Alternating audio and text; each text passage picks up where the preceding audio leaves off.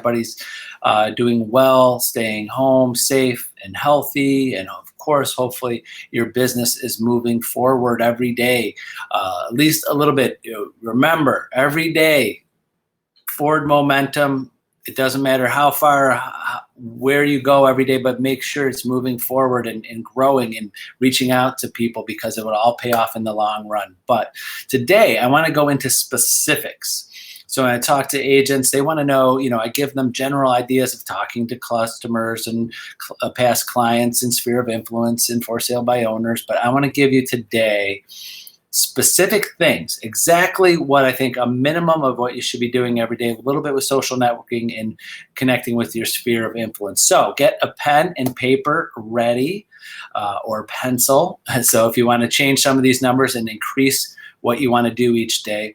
And also, anybody's welcome to reach out to me, text me, email me, call me, and I have this on a nice sheet that you could print out and just check off things each day. And I have it on a nice sheet where every day, Monday through Friday, and then also a section of things to do on the weekend. So I'm just going to get right into it. And these are things that you should have a list of what you need to accomplish every day.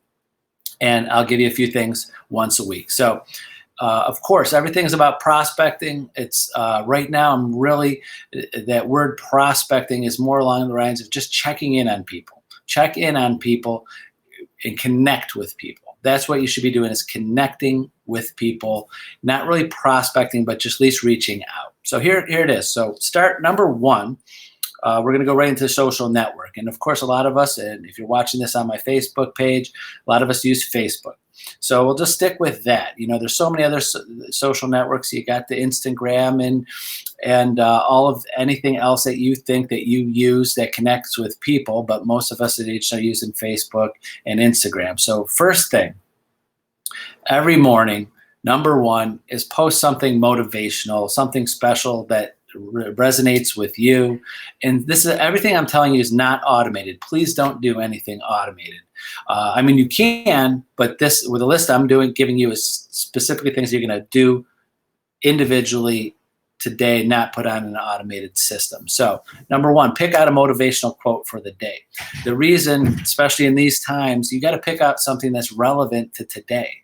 You don't, when things are not going right in the world, you have to have a little bit compassion and emotion of what's going on. And hopefully those motivational type quotes will. And pictures. Pictures are number one. So if you could search, there's many apps for it. You could search just on Google. I do a motivational quote. I have like 3 or 4 different apps that I use, and different things that get emailed to me and sent to me from different sources for motivation websites that I've subscribed to. And I try to spend a little time in the morning trying to find that one that just fits with me for the day, my mood, what the mood might be out there into the public. So number one, pick one motivational quote or picture each day. Secondly, find a helpful article, an article about anything that people would be interested. It could be a funny article. It could be something going on in your community. It could be something that health, especially what's going on. I stay away from political things. Anything controversial.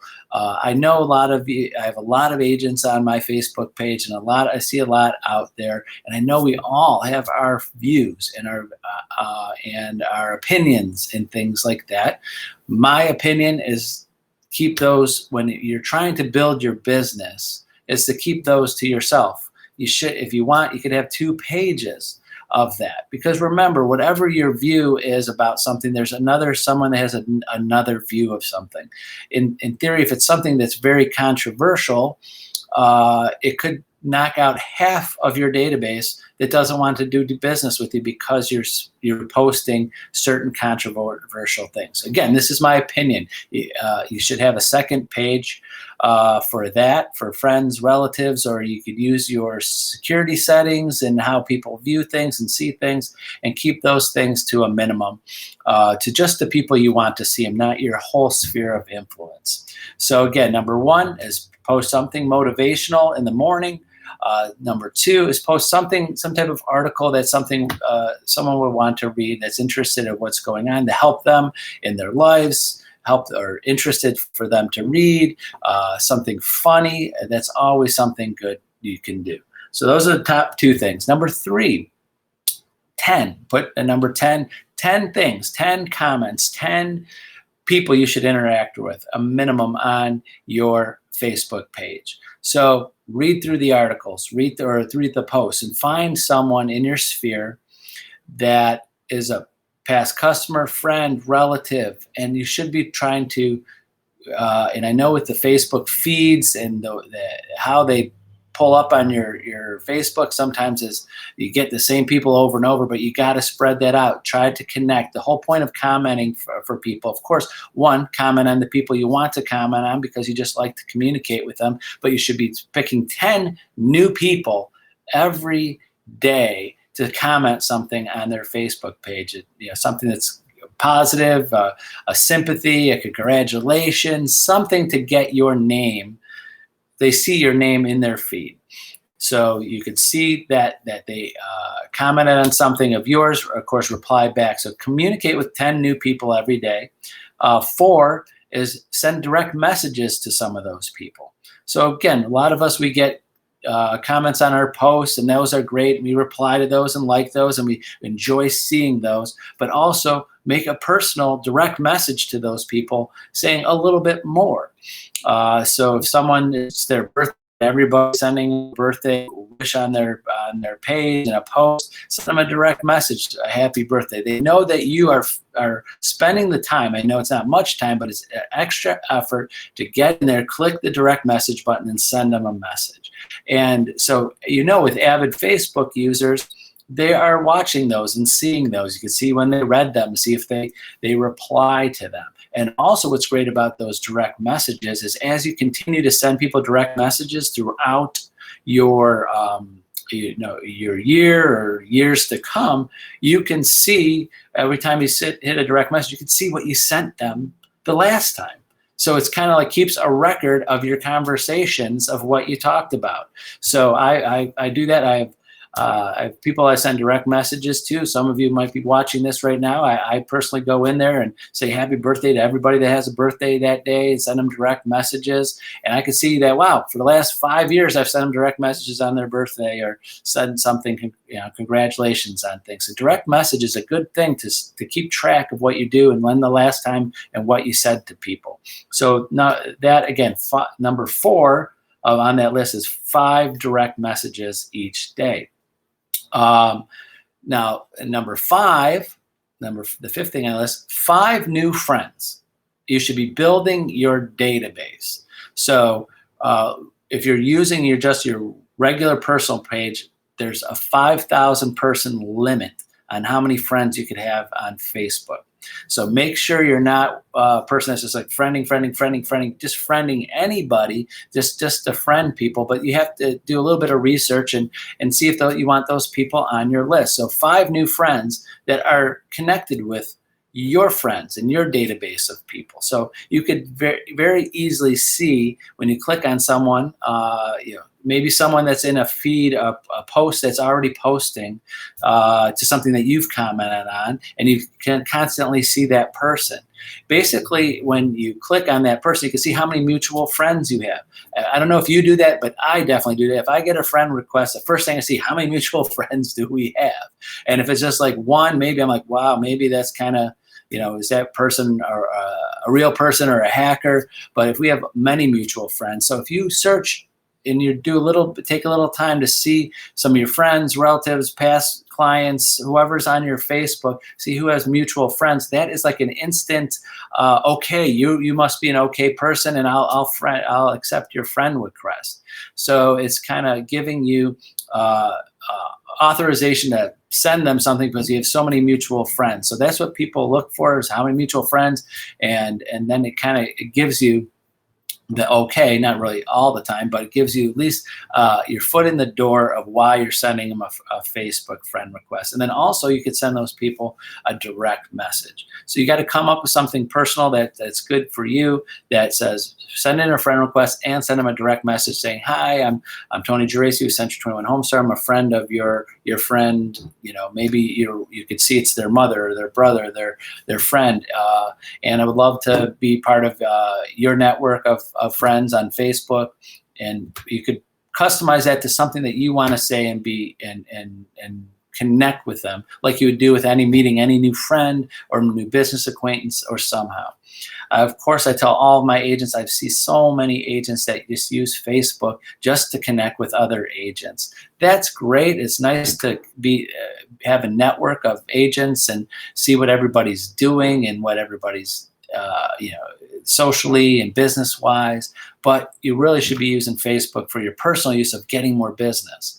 So you could have a whole nother page for just other realtors. You can network with them in other ways. But if you have 3,000 realtor friends on your Facebook, there's 3,000 less people, because there's a limit on what you have is building an actual database of people that are going to be sending you, could be potential buyers and sellers, and sending you business. So number 5 again was 5 new Facebook friend requests. 6 is, now we're going to get off of that a little bit into connecting with your sphere. Number 6 thing today, every day, is to connect with 5 people in your sphere of influence. Your database of people. Make 5 phone calls. 5 phone calls to your sphere, check in on them, see what they're doing, see if they need your services, and see if they have any referrals for you. So 5 calls a day to new people, and you should have this all in a good database contact management system that's easy for you to use, so you can see when you call them the last time and what you talked about and what if you reach them. Next, 7 is 5 text messages that are a little bit easier to send out to 5 different sphere of influence people that are in your database, reminding them you're in real estate, checking in on them, see how they're doing. Hopefully their family is safe and healthy and everybody's doing well. And remember that, and to remind them that you are in the business if anybody needs your help, to help them, good or bad, in buy or sell real estate. So 5 text messages to other people. That's 7. And number 8 is 1 handwritten note to mail out. So spend a little bit of money, a stamp and some paper, and have a handwritten note. You could have some already personalized note cards. There's some that there's sympathy ones, there's happy birthday ones, some type of note, just because those note cards, those handwritten notes, just checking in on people, they mean more than anything else. Today, everybody's so easy with the text messages and the emails and not even so many calls anymore. But if you put pen to paper and actually write something down, thinking of you, how are you doing, something personal. If it's a past client so you bought a house a year ago, they sold a house a year ago with you, and you know about their family dynamic and their kids and their ages, and if they're or even better, you saw something on their Facebook, like someone just had a baby, you could send them a congratulations. If someone's child just graduated from college or high school or had something, put something in there that you know that you're watching and you're concerned and you're happy for them, something's happening personal in their life. And last today, number 9 on that list is a birthday card. Just a flat out birthday card. You could buy those at the dollar store. You could buy those anywhere. You could have a stack of them at home ready to go every day, because you should have a big enough database. There's 365 days a year. You should have at least 365 people in your database or more, so you're going to have birthdays. You're going to have at least 1 birthday a day, so you can send out at least 1 birthday card to someone in your sphere of people. And you can even do it to someone that's on your Facebook, so send them a birthday card there. So those are the things. Again, I'll go down that list of the daily things, and now I'm going to go into the weekly things in a minute. So again, it was 1 Facebook motivational post, 1 helpful article on Facebook, 10 comments and communicating with someone in their news feeds and their posts of congratulations, whatever's going on in their lives that they're posting, connect with them. 5 direct messages to people through Facebook. What if you just sent something in their post or it's their birthday, whatever, 5 of those. 5 new friend requests, because you've got to continue to build your database. This is a perfect way to do it, is build your Facebook network and reach out to at least 5 new Facebook friend requests a day. Tip, you can't do a lot of friend requests. Facebook will shut you down or at least suspend you. You can't be sitting there and say friend request, like 200 a day. So limit it.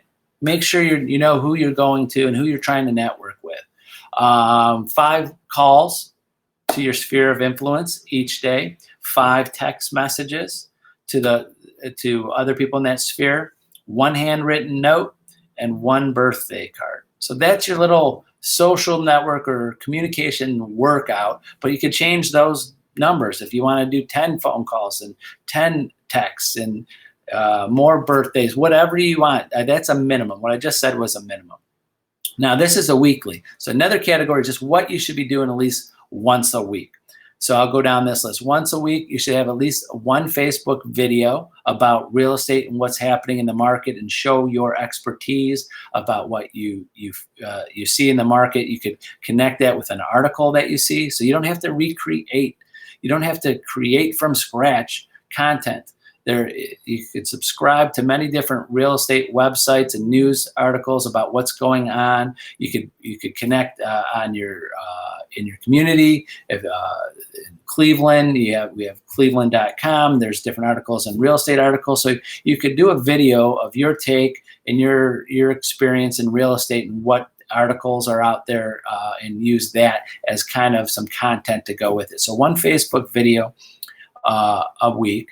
Also, you could pick 1 video to do about a local business. So right now, which is great, is we could really try to use our database to help the other businesses in our area that need help during this time.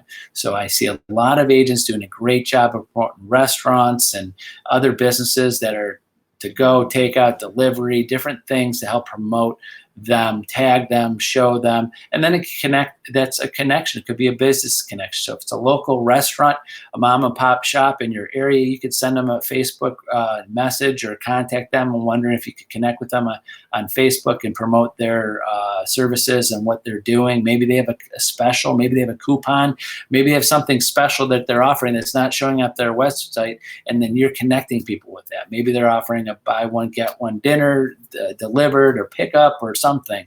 So reach out to some local businesses and how you can help them that connects with someone, and then once a week do a video of how you're promoting that. Next is you should preview 1 new listing that's coming on in the market. So obviously we can't go to those houses, but maybe you could show a new listing. It doesn't have to be your listing. You got to abide by the MLS codes and showing whose listing it is, and links to make sure that they're getting it to the right, the listing agent, the listing company's information is on there. So talk to your broker or manager before doing this. But you could promote, wow, this new listing came on in our market. This is what's going on in our market, and more houses are still coming on the market. So houses are still selling. So preview new listing, post it on your social network. Number 4, follow up with all your sellers each week, the sellers that you have and the buyers. So any potential buyers that you have, now these are all the people that say, I'm going to be looking over right now or the next few months, because I've seen it happen. I've been in the business 28 years. I have agents that lose out on buyers, lose out on sellers, because they say, I'm going to sell my house in 3 months from now, or I'm going to buy in 3 months from now. And they check with them in a month and they already bought, or they already put their house on the market. So if someone says, hey, I'm going to put my house on the market in 3 months, you better be following up with them at least 3 times, 4 times before that period, just to catch them, just in case they decide to move a little bit quicker. So once a week, you should be going through your list of potential new buyers, potential sellers that are coming into the market soon, and follow up with them on that. once a week should go through your database and make sure it's organized. Make sure it's organized. You're going through the database. Go through your contacts. Make sure you're like everybody's on some type of reoccurring follow-up. So go through your database, list of contacts, and if you have a good contact management system where you could click on them, which is great, you click on them, see when the next follow-up is, and make sure everybody's on a follow-up, a call, text, email, something to follow up with them. Last for the things to do for the week, of course, is always stay organized. Get yourself ready for the next week. Make sure you want to get your goals, set your goals for the next week of how many calls. If you get this list of things that you want to do every day, maybe you could increase it a little bit.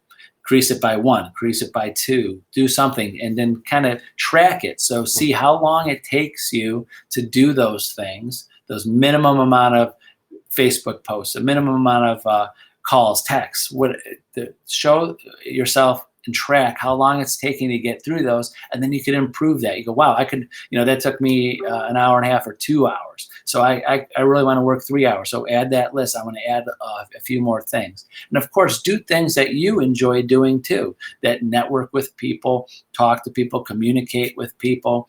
Now I see a lot of agents doing some Zoom happy hours with friends and people because we're quarantined and in the house. So maybe you could get together a weekly happy hour with some friends and other acquaintances, past clients. There's so many things that you could do because guess what? We know where people are or where people should be right now, at home, especially nights, weekends. There's not much things that we can do outside anymore other than walk around and go to the park and stay social distancing. But a lot of people are at home, so you know where they are. I just know from having kids and there's less activities. We have more time to communicate with other people because we have less things that we have to do every day with the kids outside of all the schooling that we have to do and turn into teachers while we're doing it. But of course, running around to different events and sporting things and kids get-togethers, that has slowed down and to almost nothing. So that gives people more time to connect with other people, and they might be very happy that after a couple of weeks of quarantine, they're happy to talk to someone new.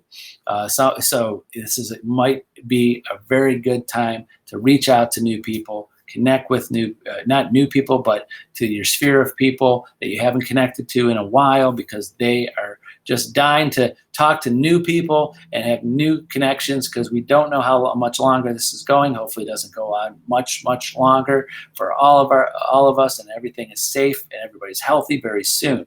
But you could take advantage of the time that everybody has to be at home and probably ready to talk to more different people every day than the people in their house or the people that they talk to normally on a day-to-day basis. So that's it for today. Hopefully some of those things will give you some good tips and things to do. Now, if you need this in print form, feel free to contact me. I have it in PDF. I could send it to you right away. I could text it to you, email it to you. And I'll also post a JPEG of this on my Facebook page right after this video. So if you want, check out my Facebook page. It's open to the public. Everything's there. And you could copy and paste that or type up your own and use that as kind of something to go by.